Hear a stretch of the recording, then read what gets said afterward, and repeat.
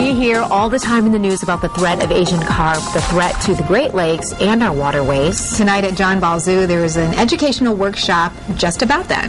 And today, Dr. Dan O'Keefe is here. He's a wildlife and fishery biologist and an educator for Michigan Sea Grant. Why don't you just start by telling us about Asian carp? What makes them so unique?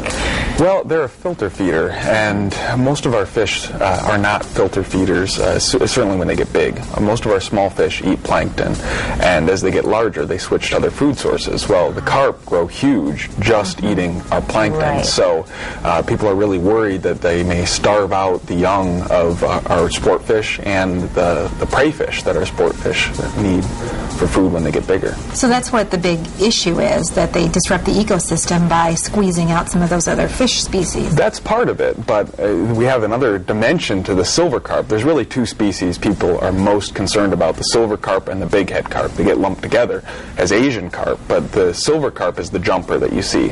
And that's a real safety concern, as you saw in the video. Oh, yeah. Those are dangerous. Okay, tell us where you caught these. These are huge, and they look very unique. They are. They have strange placement of their eyes. Their eyes are kind of underneath their head. And the one in the picture there is from Alabama. It was in the 10 Tom waterway where I did some research on another big river fish that eats plankton. It's called the paddlefish, but they've been extinct from the Great Lakes since the 1800s. And this video is amazing that we're seeing. I mean, I don't know what I would do if I was going down a river and I was witnessing this. You probably wouldn't want to be water skiing. No. Pretty safe bet there, yeah. And that's a real concern, because places like this, you notice we're looking at a large muddy river, and so much of the focus is on the Great Lakes. We know our Great Lakes are great treasures. We don't want anything to happen to them. We've had lots of other invasions affect the Great Lakes, but the thing about these carp is they're probably better adapted to big rivers and the kind of drowned river mouth lakes that we have in Muskegon Lake and Spring Lake, all the areas that connect to the Great Lakes, and those are where our boaters access the Great Lakes. So it could really be an issue for boater safety and for tourism, not just because of the ecological effects and the fisheries effects, but also because of that direct impact on people. Right, the tourism, I mean, you talk about the economic potential there to really disrupt what is a spectacular place for people to visit and plan their vacations. Well, you have an educational forum tonight that just sounds like a fabulous opportunity for people who are interested in finding more information. Tell us about that. Well, there's so much to the issue and to the invasive species issue beyond just carp as well. But today we're really going to focus on a question that bothers me a lot. What are we going to do when we find one of them in our backyard? Because already we found carp DNA in Lake Michigan in Calumet Harbor over a year ago.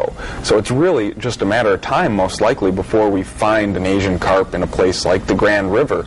And the question is, what are we going to do? How are we going to respond? Because we know from other invasive species that we don't have many good control options, and some of the effects of our control might even be worse than the species itself. So it's a really difficult question to deal with, and hopefully we'll be able to look at that from a variety of perspectives tonight. And then we're actually going to get people's feedback and share with the audience how everyone feels and what people think is the best solution. Right, and we've already seen, as you had mentioned, the effect with goby and lamprey, and it's really expensive to manage when it gets out of control. Yeah. And that is a concern to everyone who is a taxpayer or likes to use our waterways or our beautiful lakes. Yeah, with the lamprey, we spend over $18 million a year just to control them, and they're still out there, and we're never going to get rid of them, and we realize that.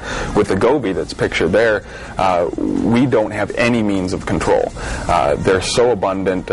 We've done some research to try to figure out pheromones that we might be able to use, but there's no really economically feasible way to even try to control them. And anyone who's fished out in the piers of Lake Michigan has caught those things. They're pests. If you go fishing with your kids, that's the first thing they catch on a worm. Anytime you put a worm down by the rocks, you're going to catch a goby, and you can sit there and catch 100 of them, one after another. They're that abundant. But the problem is that people have seen that other fish are now eating the gobies. The gobies have displaced the natives, and now people sometimes get the idea that they should take a goby and use it as bait, and they're moving them around. And the thing about the goby is they're all over the Great Lakes, but they don't like to swim against a current. So in the Grand River, they've very slowly been making their way upstream. But they need the help of people if they're going to get past dams and far upstream over fast stretches of water. And people have been moving them around in other areas of the state. So you really have to watch out for that and not move bait fish, especially gobies, around. You know, and that's some great information too. Well, Dr. Dan, we appreciate your coming and being with us today. It sounds like there are a lot of other issues we should be exploring with you in the months to come, so hopefully we'll be able to have you come back. And if you have the opportunity this evening at the John Baldwin, sounds like a wonderfully educational seminar. Yeah, great, thanks a lot. Thank you. We'll be right back. Are you West?